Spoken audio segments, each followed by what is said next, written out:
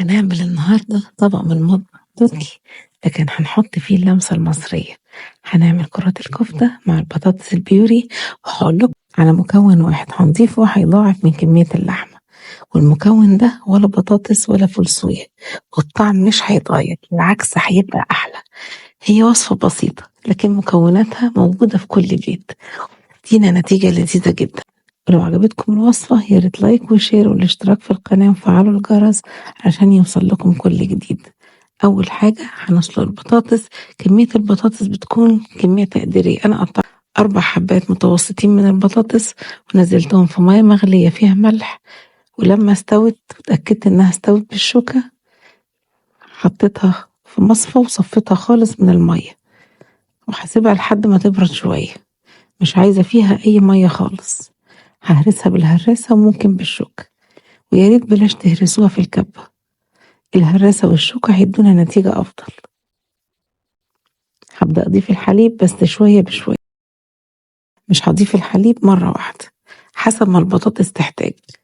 أنا ضفت حوالي نص كوباية من الحليب كامل الدسم، ونص معلقة من الملح، ونص معلقة من الفلفل الأسمر، ونص معلقة من الثوم المفروم، ومعلقة كبيرة من الزبدة المتدوبة، وياريت لو عندكم كمان معلقة قشطة بتاعت وش الحليب تقدروا تضيفوها، بتدي طعم لذيذ قوي. ضفت كمان كوباية من الموتزاريلا، وهقلب المكونات كويس لحد ما اتأكد ان البطاطس والمكونات كلها اتجانست مع بعضها. حطيتها في طاجن، تقدروا تستخدموا اي طاجن عندكم، طاجن بايركس، بورسلين، فخار، او حتى صينية حسب المتاح.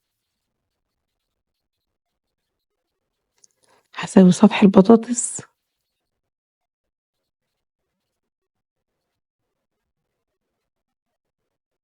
وهبتدي اعمل كرات الكفتة.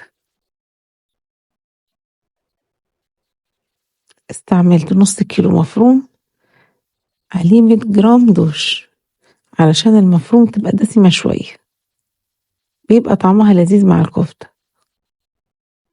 بشرت بصلاية كبيرة وهصفيها كويس من مية البصل، بس مش هرمي مية البصل علشان هستعمله. هاخد شوية بصل، كل شوية اخد شوية واحطهم في المصفى واضغط عليهم بالمعلقة لحد ما اتأكد ان المية اللي في البصل المبشور نزلت كلها. السوائل في الكفتة تبوظها وتخليها تلزق، ما تعرفوش تشكلوها.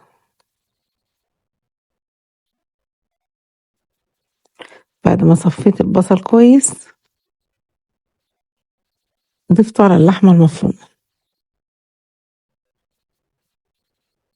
جمعت البصل المبشور المتصفي وضفته على اللحمة المفرومة، وجبت رغيف عيش لبناني، هو ده المكون اللي هيضاعف لنا كمية المفروم وهيخلي الكفتة تطلع جوسي.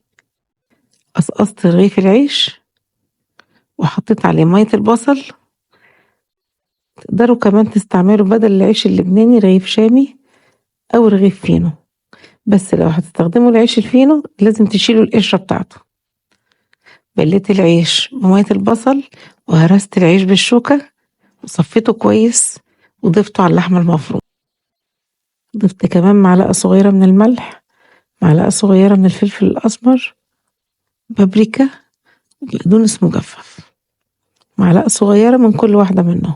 لو مفيش بقدونس مجفف نقدر نحط بقدونس مفروم، نحط معلقتين من ورق البقدونس. ضفت كمان معلقة صغيرة من البصل البودر، ومعلقة صغيرة من الثوم البودر، ورشة من الزعتر البري، وضفت كمان معلقة كبيرة من الثوم المفروم، وهعجنهم كويس لحد ما الاقي العجينة في ايدي متجانسة. غطيت الكفتة وسبتها شوية في التلاجة نص ساعة علشان تسمع، وطلعتها. بدأت أشكل الكفتة على هيئة كرات، ولو حسيتوا ان انتوا مش عارفين تشكلوها حطوا نقطة زيت في ايدكم. شكلت الكفتة كلها. اهم حاجة كرات الكفتة تكون متجانسة عشان ما تشققش وانتوا بتحمروها. وكمان عايزين كرات الكفتة تكون كلها صغيرة، ونحاول على قد ما نقدر إنها كلها تكون مقاس واحد.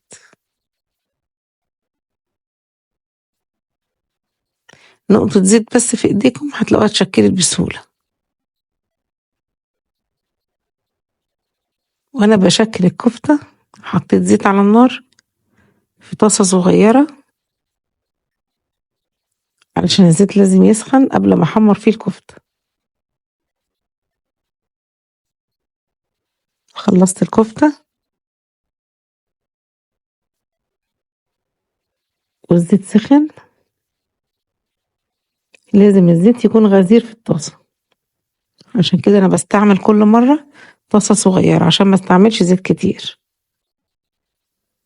لما الزيت سخن بدأت أنزل كرات الكفتة واحدة واحدة، بلاش تنزلوها كلها مرة واحدة علشان الزيت ما يبردش، والكفتة ممكن تفقد العصارة بتاعتها وساعتها هتنشف منكم وهيبقى طعمها مش لذيذ.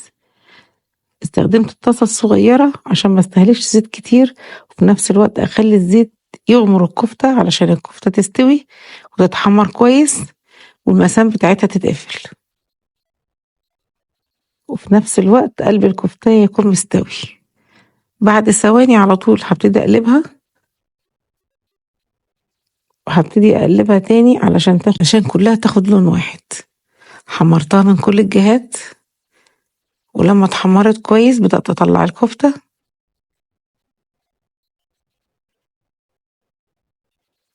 ونزلت بكفتة تاني ببقية الكمية لحد ما حمرت الكمية كلها. ما شاء الله عملت كمية كويسة جدا من الكفتة. لو حسيتوا ان الكمية كبيرة تقدروا تشيلوا جزء منها في الفريزر. بلاش كمان تسحموا الطاسة بكمية كبيرة من الكفتة عشان نديها فرصة ان هي تستوي، وكمان نعرف نقلبها كويس. كمان ما تخليش النار عالية جدا ولا واطية، النار لو كانت واطية الكفتة هتتبهدل وهتجيب ميتها وهتفقد العصارة بتاعتها، ولو النار عالية قوي الكفتة هتتحرق. خلي النار دايما متوسطة. ما شاء الله الكفتة خلصت وما شربتش زيت، استوت كويس قوي، اتحمرت من كل الجوانب وشكلها في منتهى الجمال.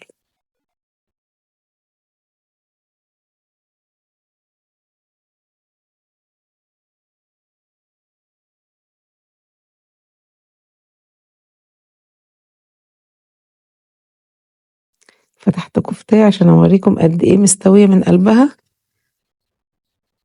ومش مكتومة، بالعكس الكفتة طرية وفي نفس الوقت مستوية كويس جدا، وشكلها وطعمها في منتهى الجمال.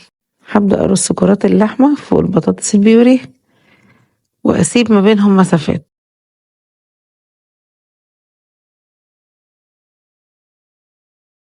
رصيت الكفتة وهبدأ أحضر عشان أعمل الصلصة. هعمل الصلصة بشوية من الزيت اللي أنا قليت فيه الكفتة علشان ياخد من طعم الكفتة. ضفت عليها معلقة صغيرة من الثوم المفروم، ولما الثوم أخد لون فاتح ضفت عليه كوباية من عصير الطماطم المتصفية وعليها معلقة كبيرة من الصلصة البيتي. ضفت نص معلقة صغيرة من الملح ونص معلقة صغيرة من الفلفل الأسمر ورشة أورجانو اللي هو الزعتر البري. بعد ما غليت الصلصة طفيت عليها وحطيتها على وش الكفتة.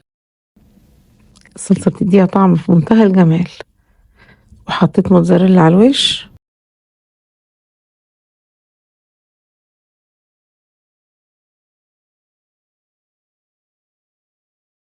كمية الموتزاريلا اللي على الوش دي بتبقى حسب ما انتوا عايزين وحسب المتاح عندكم. حطيت الطاجن في الفرن على درجة حرارة 180. فتحت الفرن من أسفل 10 دقايق، وبعدين فتحت عليه الشواية 10 دقايق كمان لحد ما الوش اتحمر. طبعا ده بيختلف حسب كل فرن عن التاني، بس خلي بالكم الطاجن ده البطاطس مستوية والكفتة مستوية، بيتلسع بسرعة جدا، خليكم جنبه عشان ما يتلسعش منكم. أخدت معايا تلت ساعة وزي ما قلنا ده بيختلف حسب كل فرن عن التاني. الصينية خدت لون دهبي يجنن، خرجتها من الفرن، ريحتها وشكلها يفتحوا النفس، طبق في منتهى الجمال. هقطع ورق بقدونس حطيته على الوش، بيكون طعمه لذيذ قوي مع الوصفة.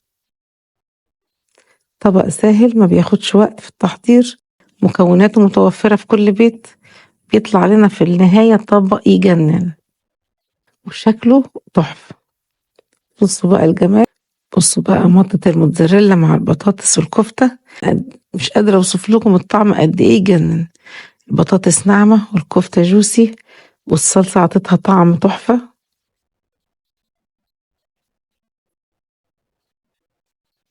بصوا بقى الجمال والمطة في منتهى الجمال.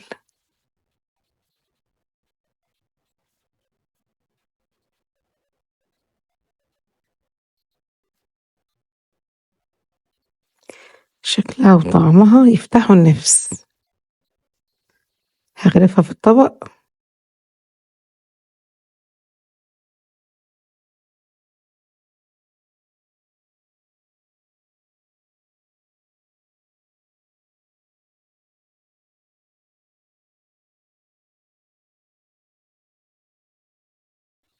فعلا ضروري تجربوا الوصفة دي، وزي ما قلت لكم